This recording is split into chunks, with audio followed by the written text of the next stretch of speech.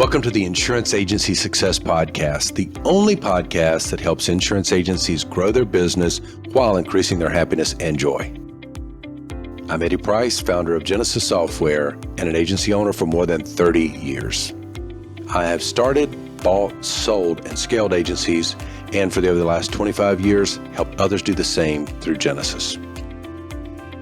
On this show, you're going to hear real stories and proven strategies to help you streamline your operations, increase profits, and really enjoy the business that you've built. And if you'd like to learn more about what we do here at Jenesis Software, just visit genesissoftware.com, click on the orange button to request a demo.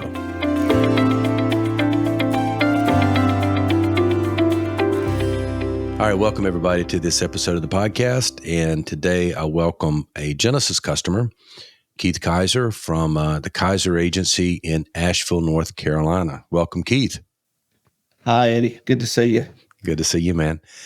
So Keith has been a customer for a few years. He's been an insurance agency owner for a few years.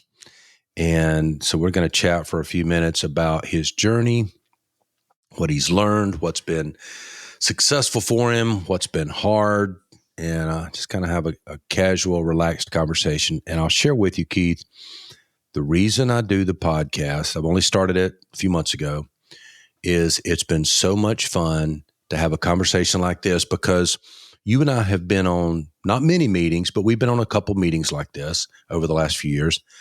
But usually when we're on a meeting, we're talking about the subject at hand. And this has been fun for me because I get to relax and, grab my coffee and just kind of chat. It forces me to sit down and relax and then hear the stories that I a lot of times don't get to hear. And I've learned a lot by talking to people just like you over the last few months in a different way than I had before. And the purpose of the podcast is hopefully, you and I have been around a while in this business. Hopefully people get to watch this, even though you and I might be hopefully a little humble and don't feel like we've accomplished tons.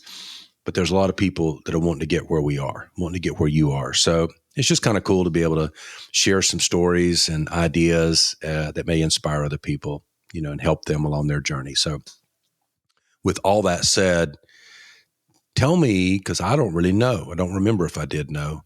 Tell me how you got started in the business and about when that was.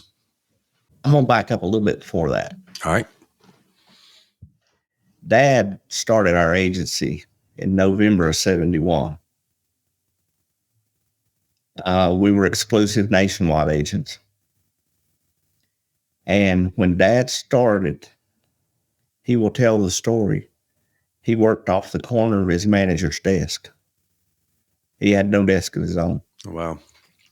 He had bought a new pair of wingtip shoes when he went into business. He used that box for those shoes as his first filing cabinet. That's how we started, with nothing. Literally out of a shoebox. Out of a shoebox. Yeah. So that was 1971. Through the years, Dad grew. I graduated high school in 83. Chose not to go to college. And I went to the School of Hard Knocks. Worked in the automotive industry for quite a few years. And I was sitting at the house one day, just me and Dad. And I said, Dad, I'm limited to where I can go. I said, I'm going to be limited. How do I get further? I said, any chance I could do what you do? He said, if you set your mind to it. And that's how it started, from a conversation sitting on the couch in the living room watching TV. About what year? That would have been in 1988. And May 3rd, 1989 is the first day I walked through the doors to this office as an employee. So, I graduated high school in 84, so we're pretty similar there. And I started with Farm Bureau in May, I think, of 89. And you started what month in 89? May 3rd, my birthday. All right. I think I started in May at Farm Bureau in '89. So continue on, but that's pretty ironic, pretty similar, Yeah. similar time frames. So with that being said, I walked in and, started learning the insurance industry from Dad. And Dad worked as hard his first day and his last day. But in 93, I got married to my first wife. And about a year later, my mom started getting sick. So Dad started spending more and more time out of the office dealing with her. And she died December 97. And we were exclusive nationwide, and Nationwide was making changes. And in order to take over a nationwide agency back then, you were going to have to be have a 4-year degree. But March 31st of 98 was the last day they would even consider someone without a college degree. So our manager at the time made things happen, and Dad retired 31st of March 98. I took over. So it's been a journey. I've seen trends come, trends go, hard market, soft market. Yeah. And those will keep happening. It's just the industry. It's not going to change. Yeah. Yeah. You just got to ride those out. It's true with probably any business that there's in the economy in general, life in general, there's ups and downs, and your success is partly determined, I think, by how well you stick through those lean times. So you took over the agency in 98, joined the agency in 89. So 9 years later, took it over, and just Nationwide at the time. Just and nationwide. when did they, that's just been a few years ago. It seems like a year or two ago, but I think it's been a little longer than that they opened it up and let you guys write with other carriers, right? Well, in 2018, the conversation started happening that they were going to make us independent agents, nationwide, make us independent agents. And I'm going to tell you, talked to a lot of agents. We were scared. We didn't know what was happening. We knew we were going to have a management system. We knew we were going to have to have some other carriers. We didn't know all the things that come with an independent agency. But the best thing about that is we didn't know Nationwide was doing us a favor. That's been the best thing in my insurance career, is being an independent agent.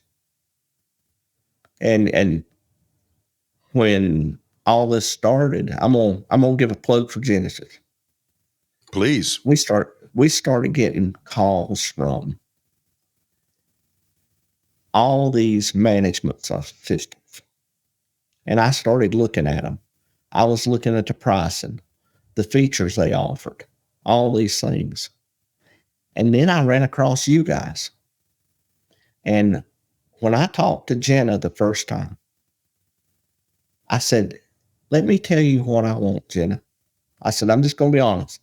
I said, "I've looked at Ferraris. I've looked at Cadillacs. I've looked at Porsche." I said, "I want me a Honda Accord." I said, "I want a management system that'll do what I need to do, just like getting in a vehicle and going to and from work." I said, "I don't need all these accounting features." I said, "Our agency, we're not set up for that. That's not what we need." And y'all delivered what I need at a price that was affordable. Yeah. It's good to hear. And that was, I just looked, that was your first, the day we show you started or we sold you was August the 8th, 2019. Sound about right? I was going to say July, but I guess it all started in July, but August. Yeah. And Scott, the guy's name was Scott we dealt with. That's right. He was in training at the time. Yeah. He was one of our training implementers at the time. Yep. Yeah. Yeah. Actually, did he come and spend some time there? He spent 2 days here. He spent 2 days here. Okay. We don't do that too much, but we do it if people need it or want it. So did you like that? Do you remember, did you like that versus remote training? Oh, yes, that was great. Okay. All right. So when did Nationwide, I know you said they started talking about letting you be independent because before that you couldn't, I mean, they kind of controlled what you could write, correct? We could broker if it was not eligible for Okay. Nationwide. Okay. Could not sell anything for price. Okay. But then, so then you started going out and getting other carriers in what, 2018, 2019? Started late 2018, ramped up spring of 2019. We had everything in line because it was July the 1st is when everything kind of the line in the sand was July the 1st, 2019. Okay. And when you said that it's been being an independent is great, it's great because of the choices that you have with other carriers, or what makes it great? You have choices for your customer. You can, if you got a customer that wants to be with Nationwide and that's what they want, you can give it to them. If you got a customer that's concerned about price, you can shop it, get them price. But at the same time, you're keeping the customer in your house. They don't get outside of your house. We went through the 08, 09 market, and I cannot tell you the amount of volume of business we lost because we had nowhere to put them. And I bet you I lost $500,000 or more business because I had nothing I could do with it. Right.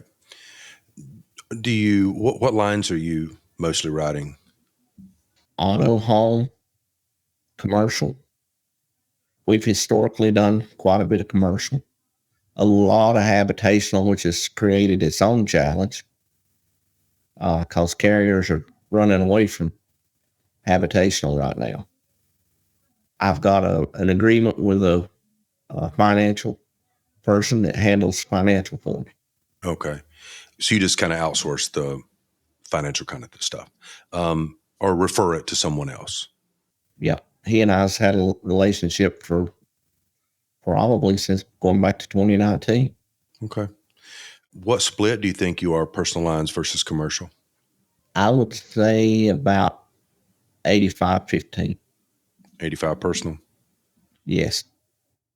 So if you were doing a commercial for your agency and or you were talking to someone, maybe I would say, I'm looking for insurance, and why should I come to your agency to buy my insurance? What makes you different, or what do you think? What do customers like about you? What would your commercial be? What would your script be to talk about your agency? What sets you apart? Is that hard or easy? It's easy. We'll do business how you want to do business. If you need me to come to your house and see you, I'll get in the car. If you want to come in and sit down across from the desk from me, we'll do that. If you want to work by e-signature, we'll work by e-signature. I'll do business how you want to do business. But historically, I'm old school. I like to go out and see my customer. You do that a lot? Not as much as I'd like to, but had a gentleman came in the office this morning. I went and saw him last week. He had some questions about his house. I said, let me stop by and look at it. So I went by and looked at his house, and he came in this morning and we wrote his insurance. If you were to, people talk a lot about success in business, especially, but in life, a lot of self-help books, a lot of internet stuff about how to be successful. I'm always a little intrigued by what success means to different people. I started to say a couple more things, but I'm not gonna influence you. I would love to know, when you think about success in your business and as a business owner, Keith, I don't think you can 100% separate business and personal. I think they bleed into each other a fair amount, even with work-life balance and all that. How would you define success in life and business? Balanced. I'm probably one of the few insurance agents that'll have his cell number on his business card. That does or does not? That does. Because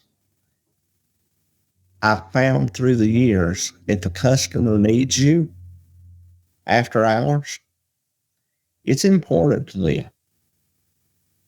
It might just be a simple answer of a question, but it's important. So if I take 10 minutes out of my weekend to answer a business phone call, it's not destroyed my weekend, and it's helped solidify a relationship with a customer. But a good balance is taking care of your customers 24/7 if you have to, but taking care of your family in your downtime. We spend a lot of time at church. We like to get in the car and just go ride. Just me and my wife, just spend time together. I like that. I like that. We like doing yard work together. You know, we do a lot of stuff together. I like that. So nowhere in that did you say success is determined by how much money you make, or you talked about balance and life, taking care of your customers and taking care of your family. If you'll take care of your customer, that customer will take care of you. Quit worrying about, I need X number of dollars a year or X number of dollars a day or a month. Get your life and your budget within your means. And you know, you don't have to be driving the nicest car. You know, when you get to the point where you don't have to be trying to keep up with the Joneses next door, then you're living life and being happy. Right. Yeah, totally agree. When you took over the agency in 98, can you tell me how has the agency changed in terms of size, or has it changed? Has it gone up, down? Has it stayed about the same in terms of size or premium volume and team members? What's changed in the last 10 or 20 years, 25 years? When we took over, there was 6, at times 7 employees. Now we have 4. But with the way things are so automated today, we're handling more premium volume with less employees. And so many of your customers are reaching out and handling things with an app by themselves that you never touched. So that's just the evolution of the industry. Yeah. So employee count has gone down by roughly 40%, sounds like. But premium volume and revenue compared to 25 years ago has increased. Yes. And revenue has increased since 2019 by 25%. Since 2019. And I guess that's a little bit because we hope we grow a little bit every year. If your retention's good, you keep selling, add new customers, you grow a little. And then hopefully when, premium increases over time. So that helps the growth a little bit. But then I'm guessing, since you're specifically saying since 2019, that adding on these other options for your customers has helped you grow too, right? Not just being a direct writer, not being captive just to Nationwide. Yes, it's been. If I'd have known 30 years ago, I would probably have went independent 30 years ago. Yeah. Well, I was telling you, graduated high school. You're much older and wiser than me. You're 1 year older than me. So I graduated high school 1 year after you did. I started at my insurance career the same year, same month, apparently, that you started your insurance career. But what I didn't tell you a minute ago was that I went to Farm Bureau in May of 89, and then opened up my agency from scratch in 91, I think 91. So long time ago. And I kept those agencies. I ended up with 4 agencies and kept them for 27 years, I think. And I think that's right. I sold them all in 2018. So as you were kind of coming to us is about when I sold the last of my agencies. And just because I'd been running Jenesis and the agencies together for a long time. Do you focus much on growth and finding customers, or does it happen naturally enough to where you don't spend a lot of time and money on growth strategies? Having been here for 52 years, Yeah. it happens. Yeah. And if I could tell any young agent getting into business, understand you got to pay your dues. When I started early in the career, I would work till 8:30, 9 o'clock at night, making cold calls. But today, I can promise you, before this day ends, there'll be somebody call me, say, Keith, so-and-so said to call you. You could help them with their insurance.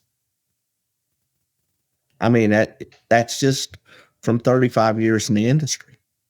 Yeah. So a key to success, apparently from your experience, has been patience, paying your dues, persevering, sticking around a while. And then things tend to build slowly over time. If you'll pay your dues, this business will be good to you. Yeah.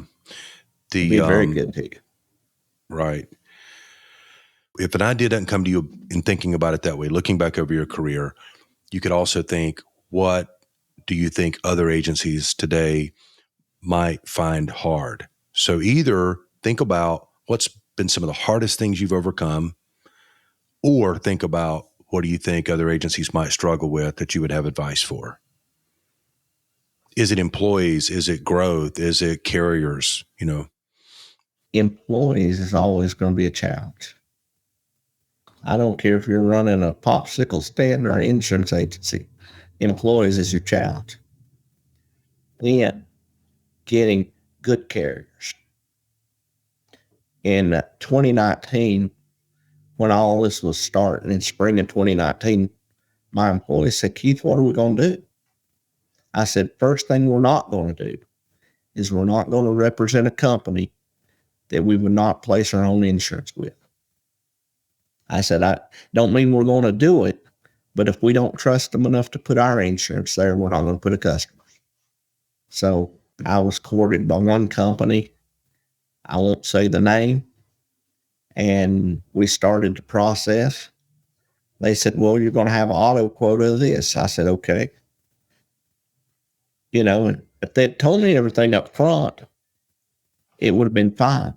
But they started next conversation, well, you're going to have to meet a home quota of this. Yeah. Okay. Oh, you're going to have a commercial quota of this. I'm like, we've had several conversations, and every time you keep adding something to it, I said, I'm not going to have any quota with you because I'm going to pull you out of my mix. And I've learned that was probably the smartest decision I made in that process. That makes sense. You said that employees is one of the hardest parts. And do you have advice for when was the last time you hired anyone? A long time or recently?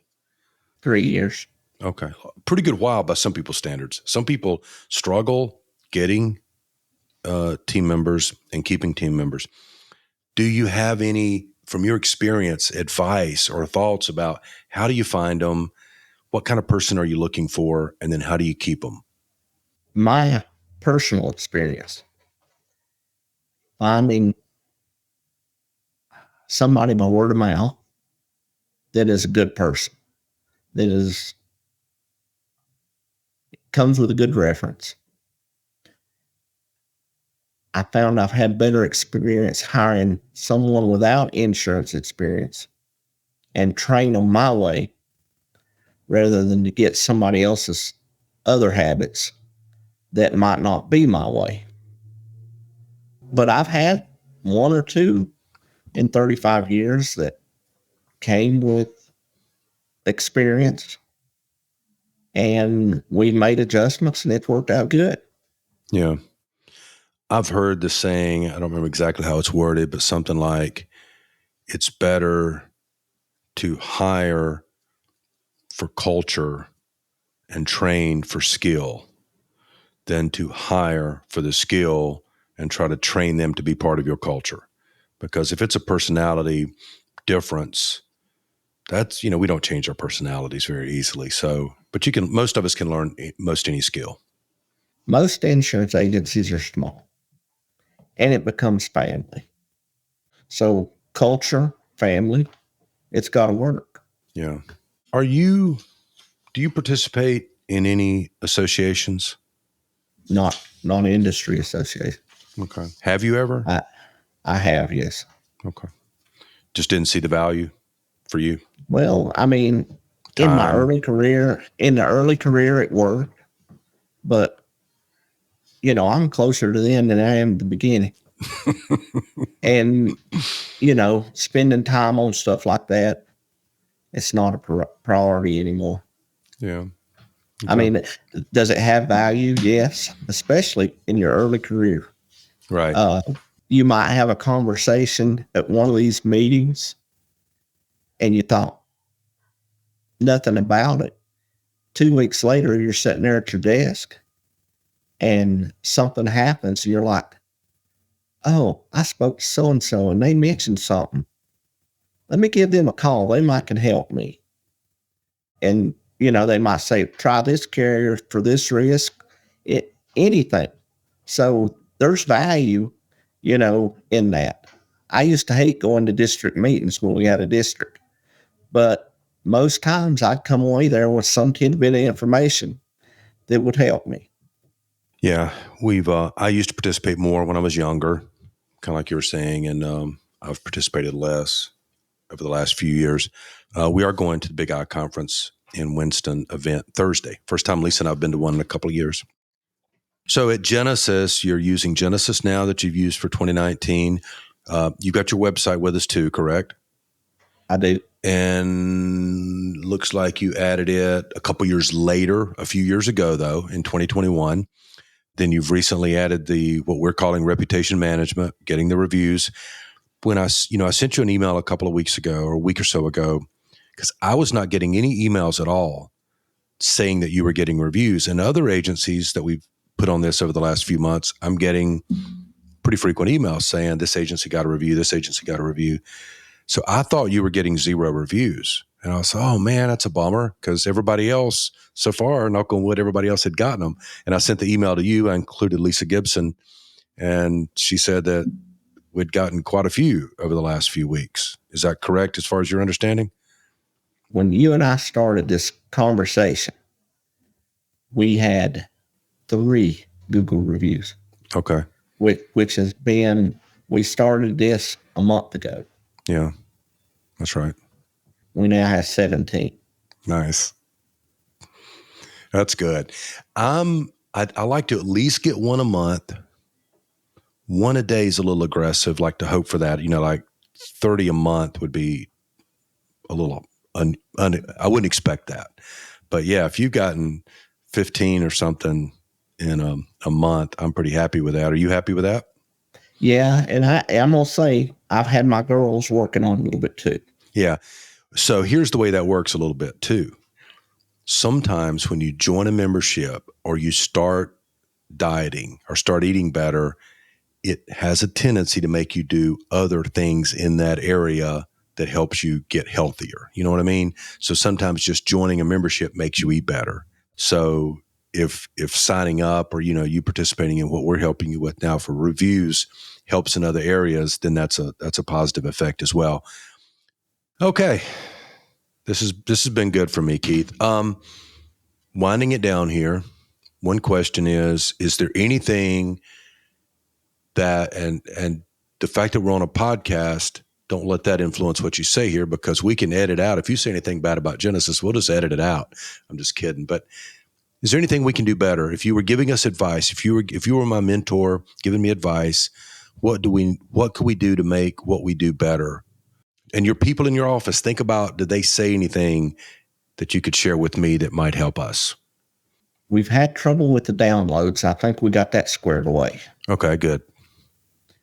You guys are constantly trying to be better. And that's all I can ask. If I've got a problem, I can send Jenna an email. If she don't have the answer, she sends it to someone to get back to me. And that's what we do in this office. Somebody calls. We may not have an immediate answer, but we get back to them with it. And that's what you guys do. You work through a problem. I forget what it was, it's about a year ago. It took us 2 or 3 days to get something straightened out, but y'all stayed on it till we got it. Okay. All right. Well, good. Just always, I send out emails. You should get an email from me once or twice a year that says, how are we doing? So love to get those, love to get feedback. And sometimes people will get that at a moment when they're having an issue, and that's fine. And they'll say there's 2 or 3 things that we'd love. And then some other people say, I give you a 10, nothing wrong. But is there anything that you've not said or you could restate, the biggest one piece of advice you would give to somebody who's starting an insurance agency, or they've only been in the business a year or 2, they're not really growing yet, they're not where you are? What's the best advice you could give those people? Now, my dad, before he started an insurance agency, he was a sales manager for a company called Fairchild International. They sold graphic equipment. And he spent many, many nights until I was 6 years old. Dad was gone from Monday to Friday. I'd see him on Saturday and Sunday. And he spent many a night. And this is a saying from Hilton, the founder of Hilton Hotels. The man who wins is an average man, not built on any particular plan, not blessed with any particular luck, just steady, earnest, and full of pluck.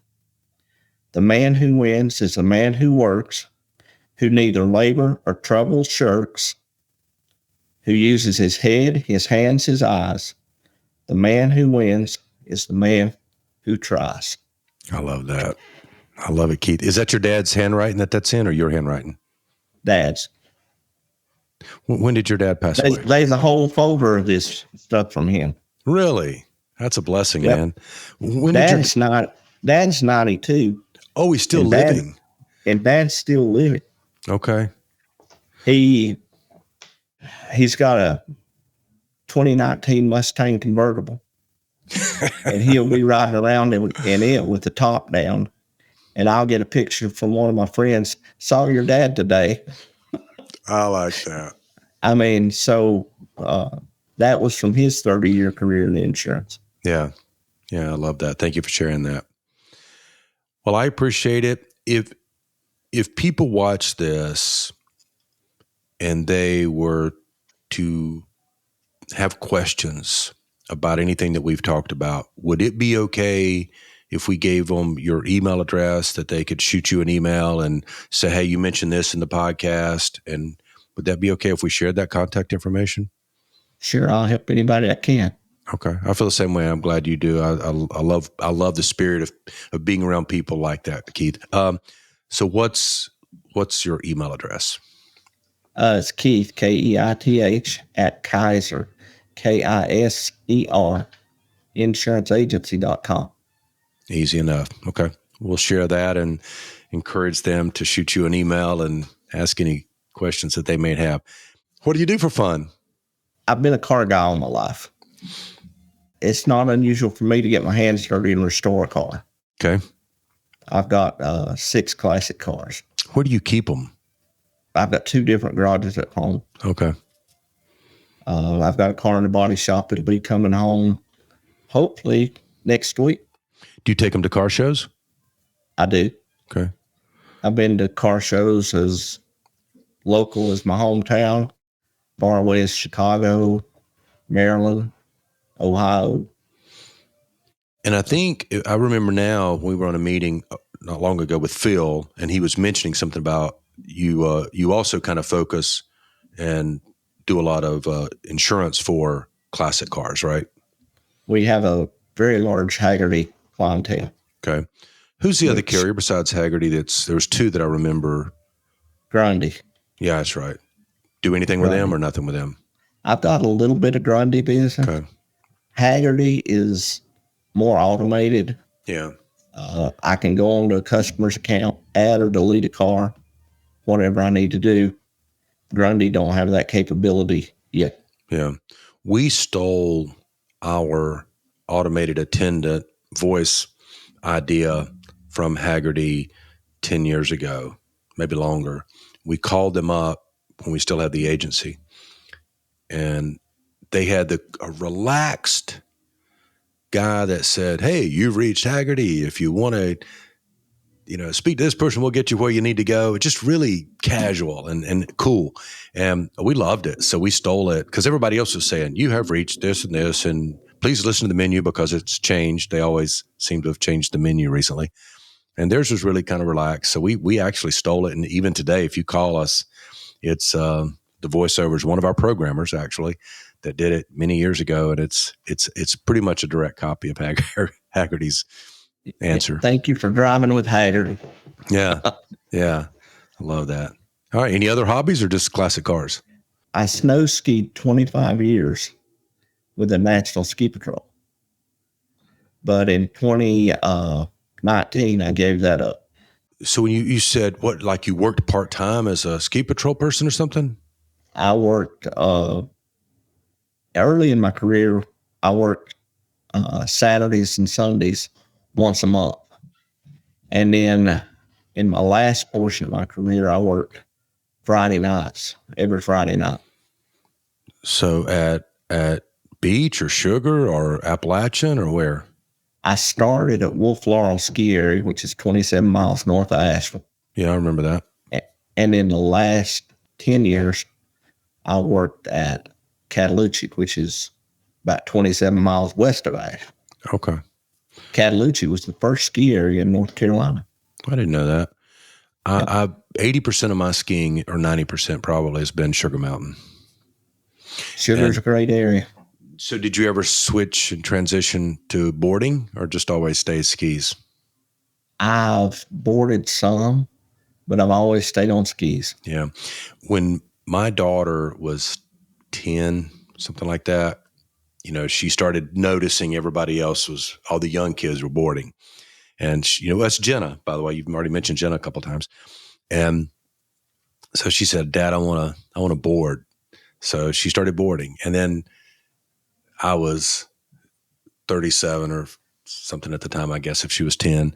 And so I started boarding too. So I switched over when I was late 30s to boarding and did that until about 2017 or 18. We had a place on Sugar Mountain, a condo, and Lisa and she was skiing down. I was boarding down one evening. I was just piddling, kind of doing some slow spins, not fast spins, just slow, just playing with it, getting comfortable. And I'd by that time been boarding quite a while. Skied all my life, like you're talking about. Never ski patrol. But Keith, I fell, just easy fall. I fell every now and then because I was goofing off a lot, so I would fall. Didn't matter. Broke my ankle. Had to have a metal plate, 6 screws. And now I skied to the bottom of the hill. I was halfway down Sugar Mountain when I fell.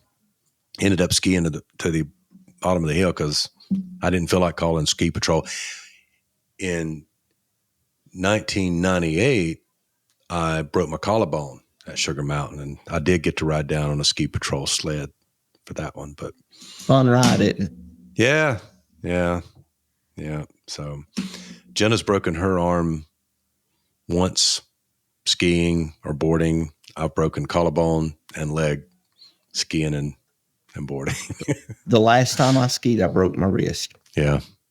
I hooked the tip and fell with all my weight right on my wrist. Yeah. And got up, tried to pick up my ski, and I couldn't pick my ski up. And I said, I broke my wrist. Yeah.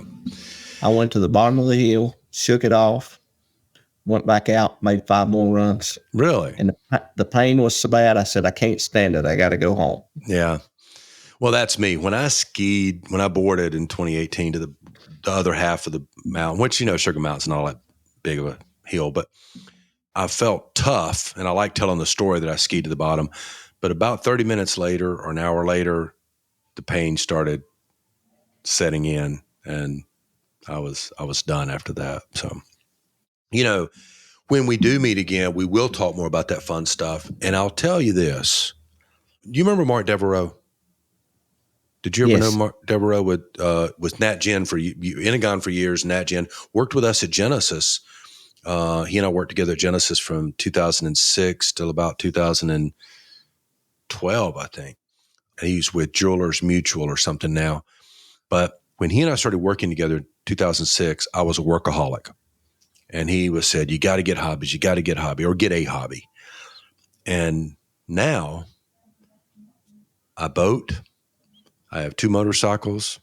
I fly and go to the gym every day. So I believe, and that's what we should talk more about some of that stuff next time, because I think classic cars and all these different things, I think it is a big part of the success story, rounding out your whole life and not being so focused on any one thing. I think there's risk if you're so consumed with, like business for some people, if you're so consumed with one thing, that can be unhealthy, don't you think? Oh, yeah. Divorce in the insurance industry has got a high percentage. Yeah. And it comes back to you're so focused on earning business, you forget, hey, I've got this other life over here, and I got to put priority on it as well. Yeah. I mean, me and my first wife divorced was not my doing, but, God has a way of taking us down paths we didn't choose, and he turns that path into a better path for you in the end. Yeah. Yeah. You're right about that. Cool. All right. I could go on. I'll end it here. Thank you for your time, Keith, and I hope you have a great rest of your day. Eddie, have a good afternoon. All right. Take care. Thanks for listening to the Insurance Agency Success Podcast, where independent insurance agencies like you get the tools and insights to grow, streamline, and enjoy your business. And if you're ready to simplify and scale, visit genesissoftware.com, Genesis with a J, and click on the orange button to request a demo. I appreciate you being here. Keep growing, keep building, and I'll see you next time.